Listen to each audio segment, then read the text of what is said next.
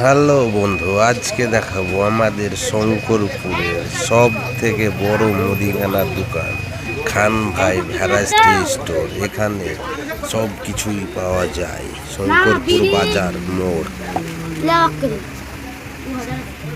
এখানে পাইকারি ও খুচরো সব পাওয়া যায় এবং সাদল, শঙ্করপুর, গাতলা, ভাটপাড়া সব জায়গায় মাল ডেলিভারি করা যায় ফ্রিতে। শঙ্করপুর মুর্শিদাবাদ।